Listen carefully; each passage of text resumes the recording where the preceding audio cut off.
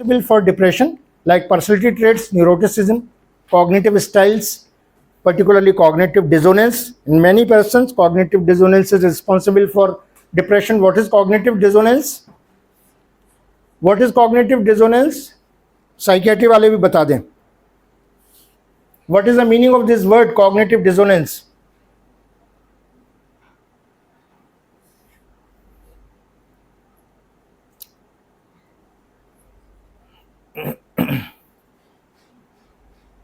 क्या होता है ना, हर ह्यूमन बीइंग की कुछ एक वैल्यूज होती हैं, कुछ एक मोरल्स होते हैं, कुछ इथिक्स होते हैं. नहीं होते तो होने चाहिए, होते हैं पर मैं ये बोलकर चल रहा हूं. मेरी वैल्यूज हैं कि मुझे ब्राइब नहीं लेना है, कोई भी पेशेंट से किसी से भी ब्राइब नहीं लेना है. लेकिन कंडीशनली मैंने ब्राइब ले ली तो इसकी वजह से मेरे अंदर जो कॉन्फ्लिक्ट क्रिएट हुआ between my values and my current activities, उसमें जो कॉन्फ्लिक्ट क्रिएट हुआ, this is called cognitive dissonance. बहुत सारे लोगों को ऐसा कॉग्निटिव डिसोनेंस होता है और जेन जी के साथ, जेन अल्फा के साथ, बाकी तमाम सारे लोगों के साथ जो ओल्डर एज पर्सन है उनमें काफ़ी कॉन्फ्लिक्ट ये कॉग्निटिव डिसोनेंस की कंडीशन आती है कि हमारी तो वैल्यूज़ ऐसी नहीं थी, ये बच्चा इस तरह से रहता है, ये लड़की इस तरह से बात करती है, ये लड़की इस तरह से बिहेव करती है. तो कई सारे फैक्टर्स रिस्पॉन्सिबल होते हैं अंडर द कॉग्निटिव डिसोनेंस जो डिप्रेशन क्रिएट कर सकते हैं. तो psychological vulnerability, cognitive dissonance psychological vulnerabilities को इंक्रीज करता है. पुअर इंटरपर्सनल रिलेशनशिप, ठीक है, specially in childhood, and substance abuse also responsible triggering factor हैं. These often create vicious cycle where depression worsen social environment. Now, what are the symptoms? Okay, कैसे understand करेंगे depression को?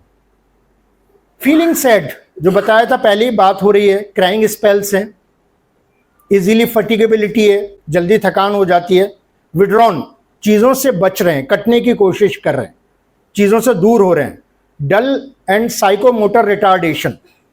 Psychomotor activities means जो goal directed activities, तो retarded goal directed activities. Sleep and appetite disturb means increase और decrease, both bulimia और anorexia, insomnia, hypersomnia. Okay, hopelessness, helplessness and worthlessness. Confabulation, what is confabulation in depression? What is confabulation in depression? Psychiatry वाले लोग, MD psychiatry जो कर रहे हैं, what is confabulation in depression? What is the meaning of this word?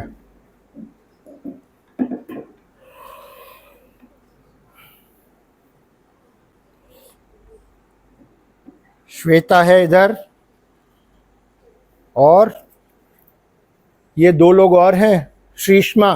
What is confabulation?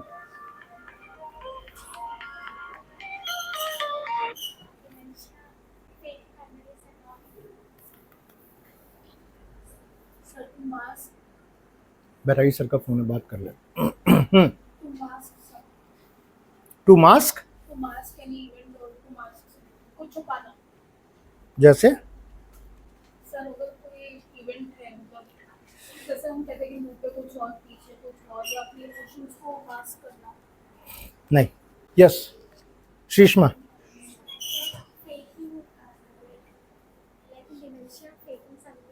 हाँ,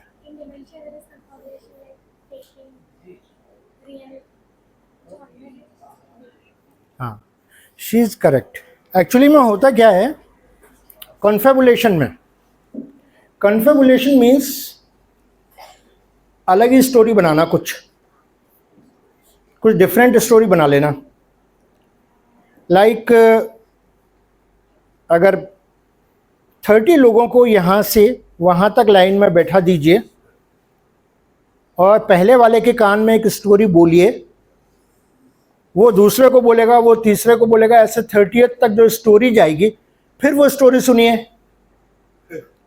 तो यहाँ से जो रियल स्टोरी थी और जो 30th ने जो हमको स्टोरी दी उसमें बहुत डिफरेंस रहेगा, ठीक है।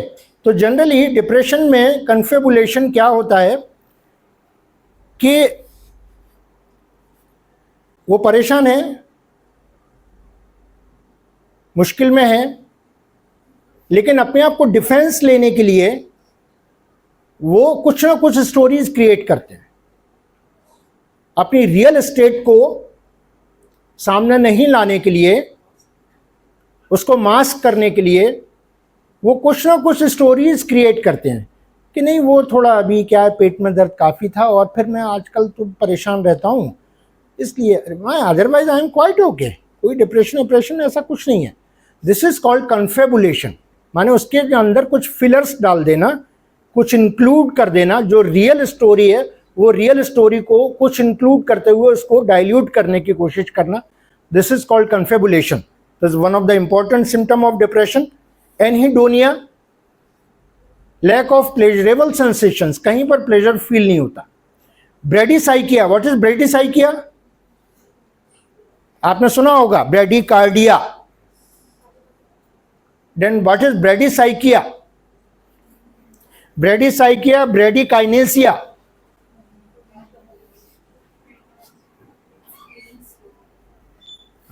फीलिंग्स, मेंटल प्रोसेसिंग का स्लो हो जाना, slowness in mental processing, feelings का, थॉट्स का स्लो हो जाना, जल्दी से कोई थॉट नहीं आता, जल्दी से कोई वर्ड याद नहीं आता।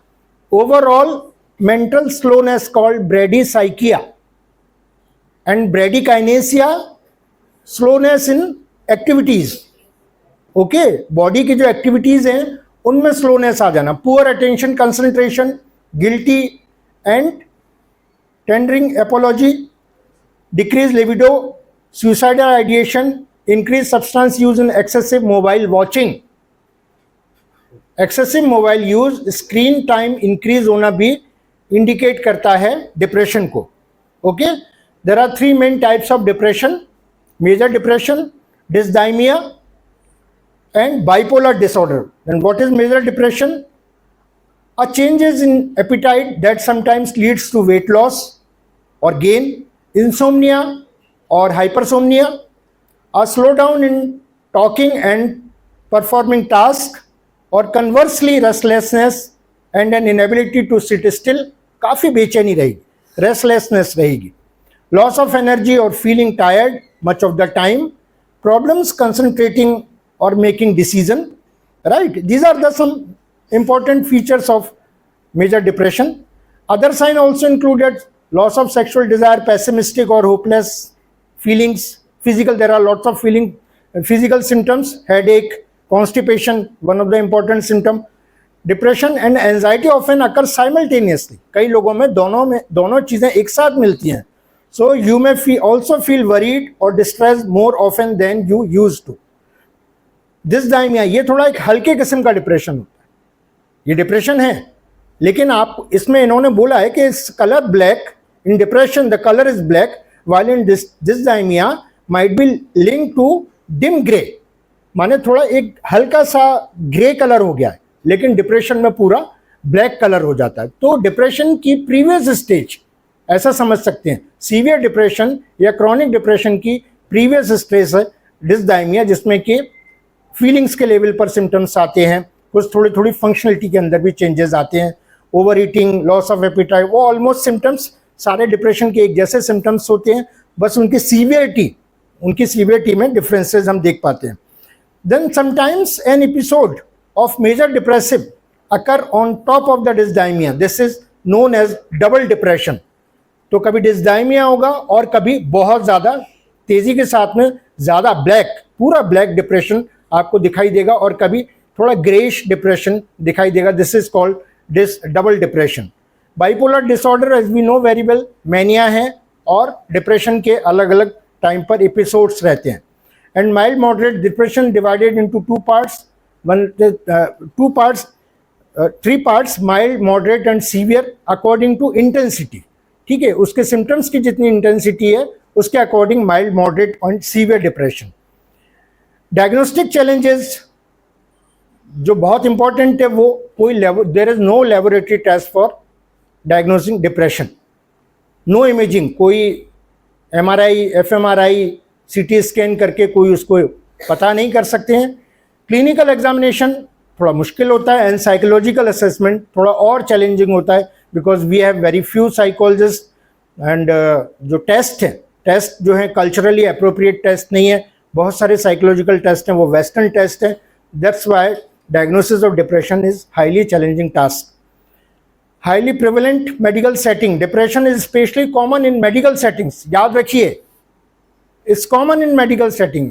कार्डियोलॉजी में जितने पेशेंट्स आते हैं, ओके, ऑन्कोलॉजी में जितने लोग आते हैं, nephrology, gastroenterology, gynaecology, endocrinology, neurology, neurosurgery, और इवन इन आयुष सिस्टम, जो हमारा सिस्टम है, हमारे सिस्टम में भी जो पेशेंट्स आते हैं उनमें भी बहुत सारे लोगों को डिप्रेशन की कंडीशन होती है। अगर ये अनडायग्नोज्ड है, अनट्रीटेड है, तो क्या प्रॉब्लम होगी? Depression is widely undiagnosed and untreated because lack of awareness. Even medicos भी डिप्रेशन को अंडरस्टैंड नहीं करते हैं, है ना। तो lack of awareness, stigma and discrimination, कैसे बता दें कि डिप्रेशन है? लोग क्या कहेंगे? मेरे ऑफिस के लोग मुझसे दूर चले जाएंगे, मेरे साथ में मेरे फ्रेंड्स दूरी बना लेंगे। तो इस तरह के डिस्क्रिमिनेशन है। And lack of access to treatment and limited facilities important है। Create premature morbidity, depression prevents people from reaching, मतलब लोग अगर डिप्रेशन में हैं और उनको कार्डियक प्रॉब्लम भी है तो वो अपने कार्डियोलॉजिस्ट से कंसल्ट नहीं करेंगे। लोग अगर डिप्रेशन में हैं, उनको जीआई प्रॉब्लम है, तो अपने जीआई एक्सपर्ट से वो कंसल्ट नहीं करेंगे। तो अगर वो कंसल्ट नहीं करेंगे नेफ्रोलॉजिस्ट से, जीआई एक्सपर्ट से, न्यूरो एक्सपर्ट से, या आप लोगों से, बिकॉज ऑफ द डिप्रेशन, तो उनके अंदर मोर्टिलिटी और मॉर्बिडिटी और भी ज़्यादा बढ़ेगी। तो क्रिएट प्री मैच्योर मोर्टिलिटी, इसकी वजह से उनकी जल्दी डेथ हो सकती है। तो बहुत सारे लोग जिनको कि कार्डियक प्रॉब्लम है लेकिन उनको साथ में डिप्रेशन भी है, तो उनकी डेथ जल्दी हो जाती है, क्योंकि वो कार्डियोलॉजी प्रॉब्लम को, कार्डियक प्रॉब्लम को डील करने के लिए जो प्रिकॉशंस लेने चाहिए, जिस तरह से मेडिसिन लेना चाहिए, जो डॉक्टर की बात मानना चाहिए, उसको वो फॉलो नहीं कर पाते। Under the influence of depression, under the influence of low mood, under the influence of sad state of mood, तो इसलिए वो उसको नहीं कर पाते, जिसकी वजह से उनको डेथ होती है। अब we have one questionnaire, very important questionnaire, which is called PHQ-9। ये PHQ-9 सभी लोगों के पास होना चाहिए, है ना। मैं साइकियाट्री के लोगों को बोलूँगा कि PHQ-9 सभी लोगों के बीच सर्कुलेट करें, और अगर ऐसे आप लोग सर्कुलेट नहीं करते तो हमारे पास में एक ऐप है, this is app called Manhit app. यहाँ पर मैं आपको लास्ट में बताऊँगा उसके बारे में। जो मनहित ऐप बनाया हुआ है, उस मनहित ऐप में ये PHQ-9 दिया हुआ है। ये वर्ल्ड फेमस डायग्नोस्टिक टूल है डिप्रेशन का। इसमें 9 क्वेश्चंस हैं, आप लोग इसको अपने आप से भी लगा सकते हैं, अपनी मेंटल स्टेट भी देख सकते हैं, अपने पेशेंट की मेंटल स्टेट देख सकते हैं। वेरी इंपॉर्टेंट टूल डायग्नोसिस के लिए। और ड्यूरिंग द ट्रीटमेंट शुरू हो गया, ड्यूरिंग द ट्रीटमेंट की प्रोग्रेस का स्टेटस क्या है, what is the status of treatment progress, उसके लिए हम लोग 2 टूल्स का यूज करते हैं, हैमिल्टन और back depression rating scale. There are two scale very important, Hamilton rating scale, depression rating scale, and back depression rating scale. And diagnostic criteria as per the DSM-5, there are 8 important symptoms. 8 important symptoms में से at least 5 symptoms होना चाहिए। ये important diagnostic criteria 2 weeks के लिए, 2 weeks और उससे ज़्यादा, ये 5 out of 8 5 symptoms होने चाहिए। First is the depressed mood most of the day, दिन भर वो उदास रहते हैं अक्सर। लॉस ऑफ इंटरेस्ट और प्लेजर इन ऑल एक्टिविटीज, किसी चीज में अच्छा नहीं लग रहा है, मजा नहीं आ रहा है।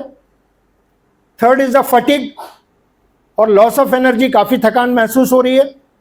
Engaging in purposeless movements like pacing in room, यूं ही यहाँ वहाँ घूम रहे हैं, रेस्टलेसनेस है, ठीक है। तो थोड़ी एक रेस्टलेसनेस, ये भी एक इंपॉर्टेंट है। सिग्निफिकेंट वेट लॉस और डिक्रीज और increase appetite, another important symptom.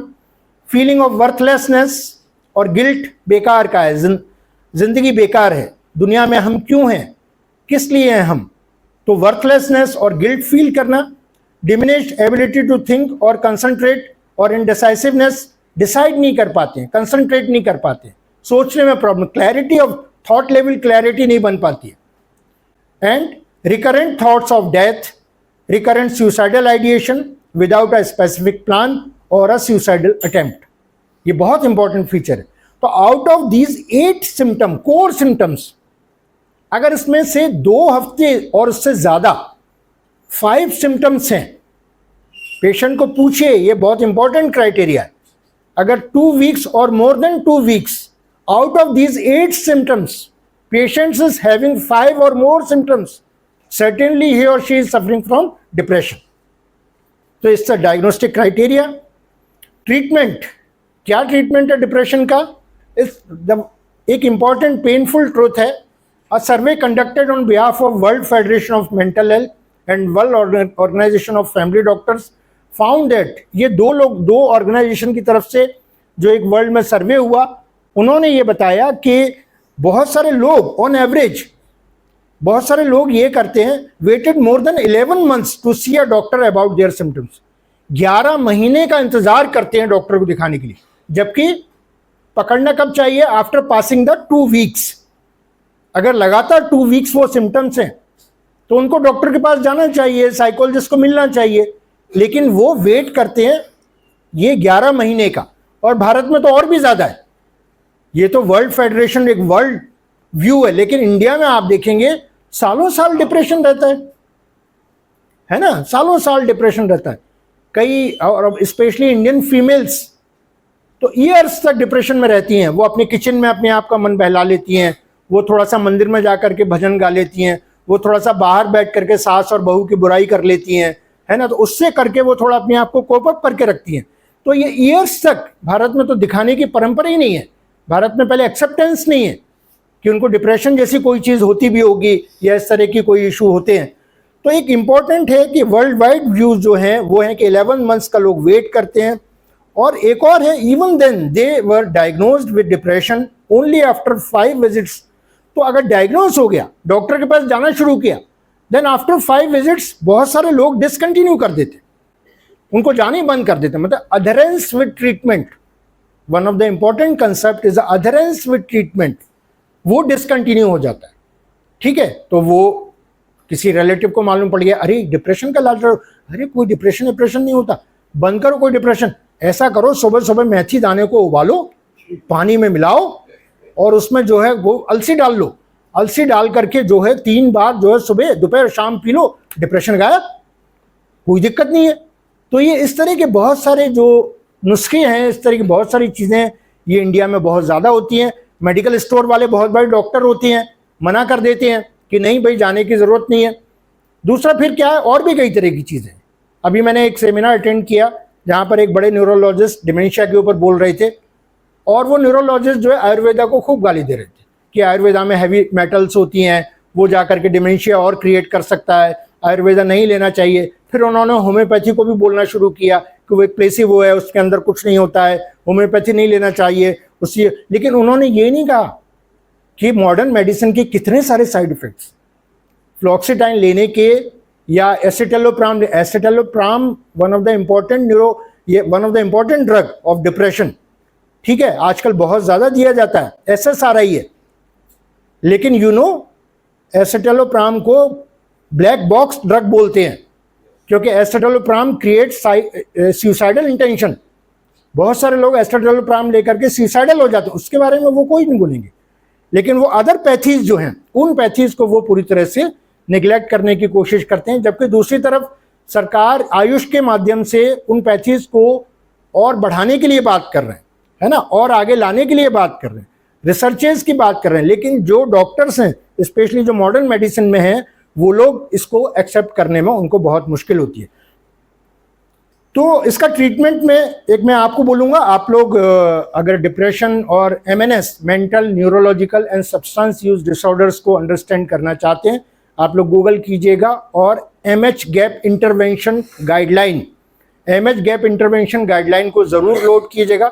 MH gap intervention guideline 2.0, उसको लोड कीजिएगा। उसमें proper treatment, way of treatment क्या होना चाहिए, कैसे। तो डिप्रेशन को लेकर के देयर आर 3 इंपॉर्टेंट वे। सबसे पहले उसको प्रॉपरली असेस करने की ज़रूरत है। प्रॉपर असेसमेंट कीजिए, सिम्टम्स को पूछिए, देन उसका मैनेजमेंट कीजिए। Management, psychological management, pharmacological management, homeopathy में भी कुछ मेडिसिन है जो मैंने आगे इसमें मेंशन की हुई हैं, और प्रॉपर फॉलोअप एस्टेब्लिश करने की कोशिश कीजिए कि फॉलोअप ब्रेक ना हो। डिप्रेशन में मैनेजमेंट में सबसे पहले मैनेजमेंट प्रोटोकॉल है कि आप साइको एजुकेशन देंगे। साइको एजुकेशन बहुत ज़रूरी है। सीधे दवाई मत दीजिए, लोगों को पहले एजुकेट कीजिए कि व्हाट इज़ हिज और her problem, what is the reason of problem, what is the nature of problem, और व्हाट इज़ द आउटकम, इसका क्या होगा, क्या इसके वो हो प्रोग्नोसिस क्या हो सकती है, उसके बारे में थोड़ा उनको अवेयर करने की ज़रूरत है। उनके फैमिली को भी अवेयर करने की ज़रूरत होती है। कुछ जो स्ट्रेसर्स हैं, एनवायरमेंटल स्ट्रेसर्स हैं, उनको डाउन करने की हम लोग बात करेंगे। देन उसके बाद में फिर हम उनका साइकोलॉजिकल ट्रीटमेंट प्रॉपर प्लान करते हैं। माने साइकोलॉजिकल ट्रीटमेंट में psychological counselling very important, cognitive behaviour therapy जिसको मैं आगे थोड़ा सा डिस्कस करूंगा, very important, and dialectical behaviour therapy. ये 3 जो चीज़ें हैं, साइकोलॉजिकल काउंसलिंग, साइकोथेरेपी में cognitive behaviour therapy and dialectical behaviour therapy, these 2 kinds of therapies are very 2-3 kinds of therapy is very important. Pharmacological treatment में there are lots of things. Modern medicine के पास बहुत सारी चीज़ें हैं। वो anti depressants देते हैं, वो ट्राईसाइक्लिक एंटी डिप्रेसेंट्स है, इमिप्रामिन और एमिट्रिप्टिलिन। न्यू SSRI हैं उस, और न्यू SNRIs भी हैं। तो these are the 3 groups of treatment.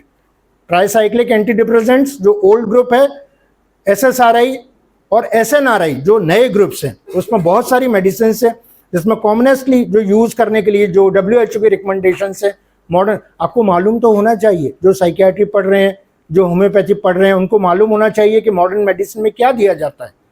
इसका नॉलेज आपको होना चाहिए। तो WHO ने एक ट्राईसाइक्लिक एंटी डिप्रेसेंट सजेस्ट किया है called amitriptyline, is very famous, very useful anti depressant. And along with, अगर एमिट्रिप्टिलिन है और amitriptyline is not working, then fluoxetine है ना, ये वर्ल्ड वाइड ड्रग है, प्रोजेक के नाम से अमेरिका में आती है, हमारे यहाँ फ्लोक्सीटाइन के नाम से आती है, या और भी अलग अलग नामों से आती है। तो फ्लोक्सीटाइन और एमिट्रिप्टिलिन, ये 2 मेडिसिन उन्होंने डिप्रेशन के लिए सजेस्ट की हैं। Then there is a homeopathic treatment, you know very well, I mention here the 5 medicine, prominent medicine जो हेल्पफुल हैं डिप्रेशन में, ignatia and natrum mur, aurum metallicum and sepia officinalis and causticum. Okay, ये कुछ exercises वगैरह, इन पर मैं ज़्यादा नहीं, बस CBT पर मैं थोड़ा बात करना चाहूँगा। Cognitive behaviour therapy. Cognitive behaviour therapy में 2 चीज़ें हैं, one is a cognition and second is a behaviour, and very useful, world wide recommended है, WHO ने भी उसको रिकमेंड किया है, एंड वेरी यूजफुल। तो इसमें ये बेसिकली बोलते हैं कि हम सारे लोगों के अंदर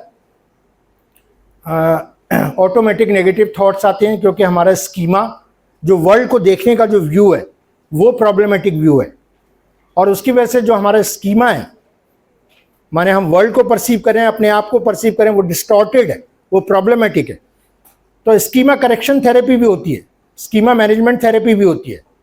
तो इसमें हम अपने स्कीमा को करेक्ट करने की कोशिश करते हैं, जिसकी वजह से ऑटोमेटिक नेगेटिव थॉट्स नहीं आए, और ऑटोमेटिक नेगेटिव थॉट्स हमारे इमोशंस को हिट करते हैं, इमोशंस को बैडली हिट करते हैं, और इमोशंस जब बैडली हिट होते हैं वो हमारे बिहेवियर को डिस्टॉर्टेड करते हैं, और जब हमारा बिहेवियर डिस्टॉर्टेड होता है तो जो हमारी फिजियोलॉजी है, जो हमारी बॉडी फंक्शनिंग है, उसको डिस्टॉर्ट करता है, और बॉडी फंक्शनिंग जब डिस्टर्ब होती है तो उससे हमारी फिर से थॉट डिस्टर्ब होते हैं। तो एक तरह का विशियस साइकिल बनता है। तो यहाँ के लिए हम लोग रिकमेंड करते हैं कॉग्निटिव रिस्ट्रक्चरिंग। तो कॉग्निटिव रिस्ट्रक्चरिंग माने अपनी सोच को, अपने कॉग्निशन को रिस्ट्रक्चर करना, बहुत इंपॉर्टेंट है कॉग्निटिव रिस्ट्रक्चरिंग।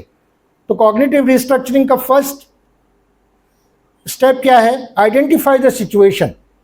ऐसी सिचुएशन को आइडेंटिफाई करो जो आपको ट्रिगर करती है, जो आपके अंदर ऑटोमेटिक नेगेटिव थॉट्स क्रिएट करती है।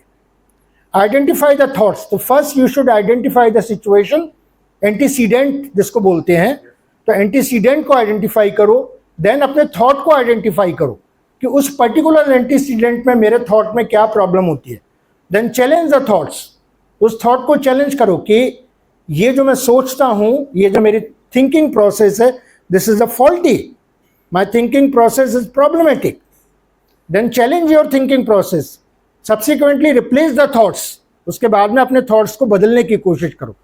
सो ये जो पूरी प्रोसेस है, identify the situation, then identify the thoughts, then challenge the thoughts and replace the problematic thought और एररफुल थॉट्स। ओके, सो ये लास्ट में ये मेरा है, हमने कुछ आईसी बनाया है जो मैंने यहाँ डिस्प्ले किया है। एक तो मनकक्ष का आईसी है जो आप लोगों में से कई सारे लोग ने इंटर्नशिप वहाँ से की है, आगे भी आएंगे। बाकी जो लोग इंटर्नशिप नहीं कर रहे हैं वो लोग भी आ सकते हैं, विजिट तो करिए मनकक्ष को, कभी बैठिए, आपका एक ओरिएंटेशन होगा।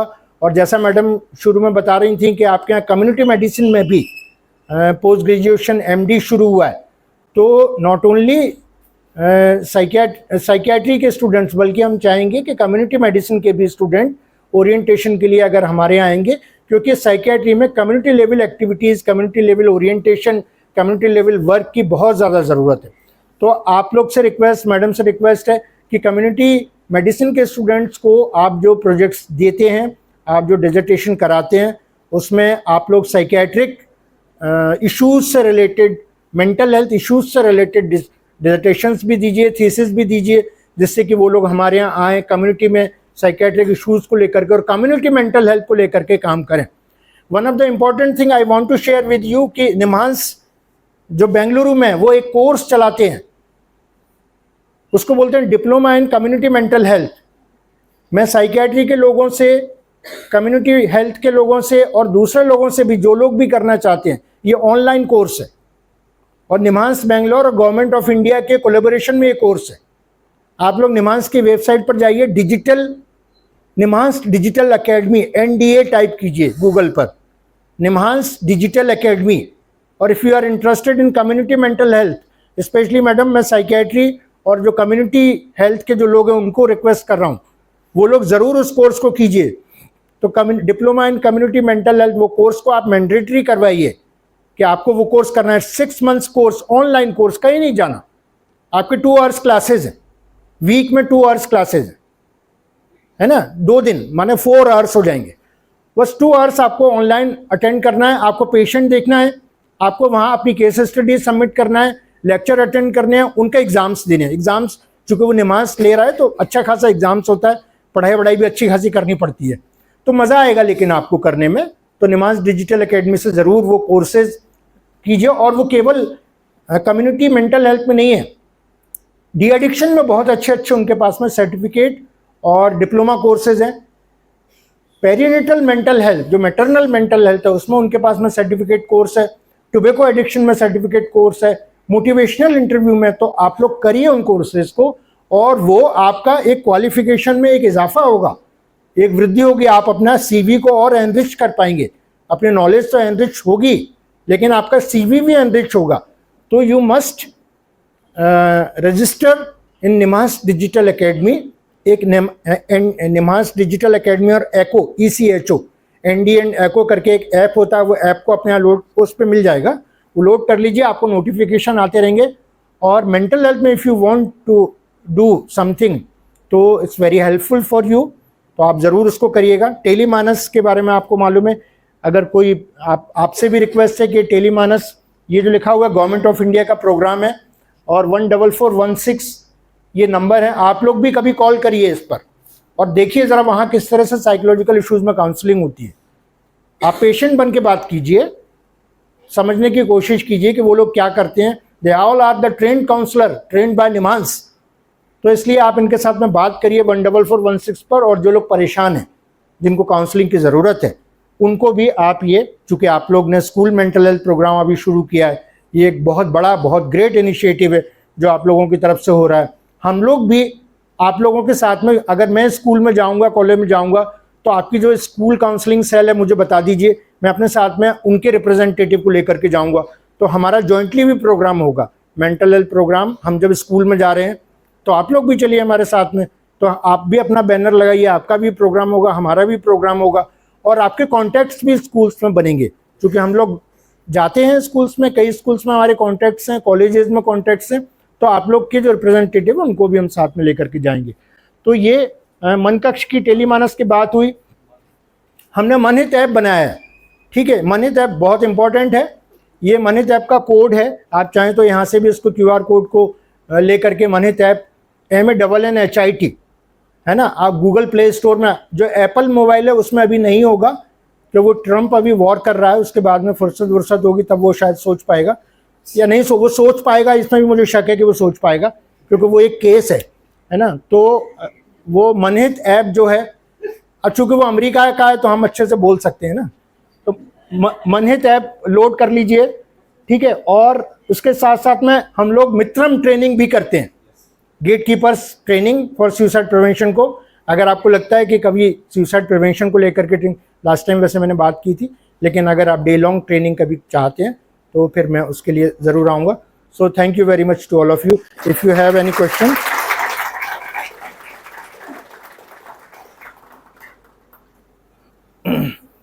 कोई सवाल हो तो आप पूछ सकते हैं, नहीं तो मैं डॉक्टर मनोज गौर को रिक्वेस्ट करूंगा कि एक्टिविटी शेड्यूलिंग, डिप्रेशन में एक्टिविटी शेड्यूलिंग बहुत इंपॉर्टेंट होता है। आप लोग समझिए कि कैसे एक्टिविटी शेड्यूलिंग करते हैं, क्या प्रोसेस होती है, वो आप ज़रूर देखिएगा।